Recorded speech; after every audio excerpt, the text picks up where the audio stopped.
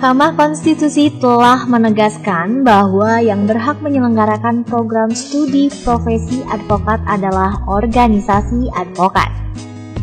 Namun, tidak berarti organisasi advokat dapat menyelenggarakan pendidikan khusus profesi advokat dengan mengabaikan standar dan kaidah yang berlaku di dunia pendidikan dengan memberikan penekanan pada aspek keahlian dan keterampilan profesional. Dalam pelaksanaannya, harus terdapat standar mutu dan target capaian tingkat keterampilan tertentu dalam kurikulum pendidikan khusus profesi advokat.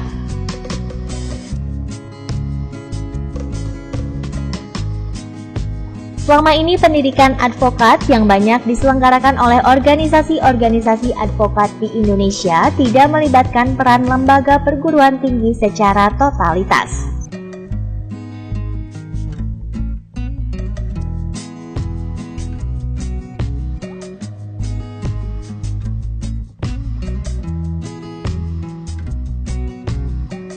Kini, organisasi advokat dalam menyelenggarakan pendidikan khusus profesi advokat wajib bekerja sama dengan fakultas hukum atau sekolah tinggi hukum yang minimal terakreditasi B.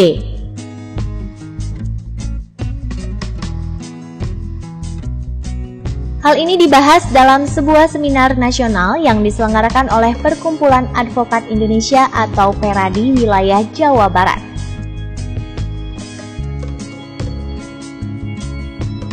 Dalam acara seminar singkat ini dibahas beberapa materi menarik sebagai implementasi Undang-Undang Pendidikan Tinggi Nomor 12 Tahun 2012, khususnya tentang penyelenggaraan program studi profesi advokat.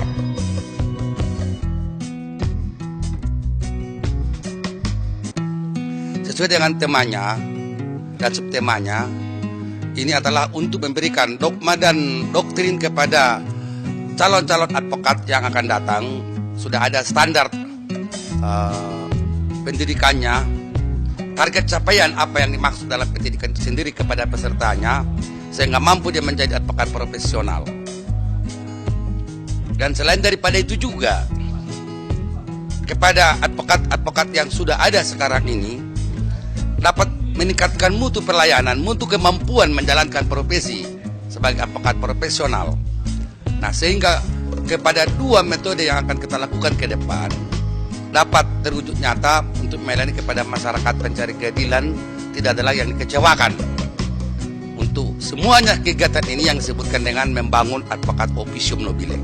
Ini memang merupakan bagian perjuangan daripada tokoh-tokoh Peradin itu sendiri. Sebagaimana kita tahu, memang dari awal dibentuknya Peradin ini tahun 64 itu memang didirikan oleh tokoh-tokoh hukum dalam perjuangannya di bidang hukum oleh Peradin itu. Nah, ini memang soal pendidikan profesi advokat ini memang di ke depan dimaksudkan adalah supaya nanti setiap advokat wajib pendidikannya minimal 1 tahun atau 2 semester baru bisa mendapat gelar setelah uji kompetensi oleh organisasi profesi advokat.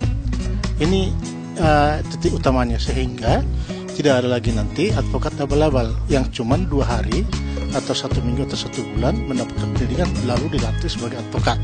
Di program pendidikan profesi advokat ini akan direposisi, diletakkan kembali sesuai dengan peraturan perundang-undangan, dan juga kebetulan ada keputusan Mahkamah Konstitusi yang menyatakan bahwa program profesi advokat ini harus diselenggarakan bersama antara organisasi profesi dengan perguruan tinggi penyelenggara pendidikan tinggi hukum.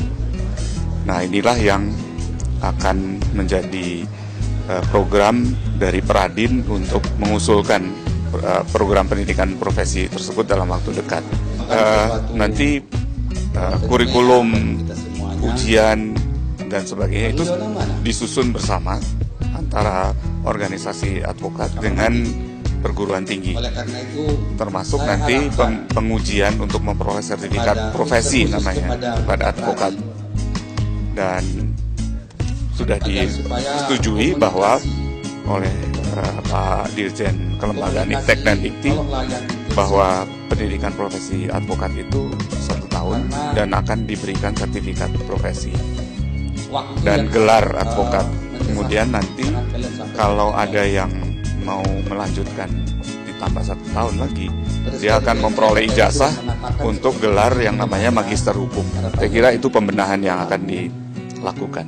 Jadi penyusunan kurikulum pada saat ini, artinya setelah berlakunya Undang-Undang Nomor 12 Tahun 12 tentang pendidikan tinggi, itu sudah berbeda dengan penyusunan kurikulum sebelum terbitnya undang-undang tersebut. Jadi kalau dahulu itu adalah didasarkan pada mata kuliah, sehingga kurikulum berdasarkan mata kuliah. Tetapi dengan Undang-Undang Dikti, kurikulum itu adalah berdasarkan kompetensi. Karena itu di dalam penyusunan kurikulum yang pertama ditentukan adalah kompetensi lulusan yang hendak dihasilkan itu seperti apa. Dengan menetapkan profil lulusan. Baru setelah kompetensi itu dirumuskan, maka dipersiapkan bahan-bahan kajian untuk bisa memenuhi kompetensi lulusan yang sudah ditetapkan tersebut. Nah, bahan kajian ini nanti dikelompokkan menjadi berbagai mata kuliah. Ini berkaitan dengan gagasan ya.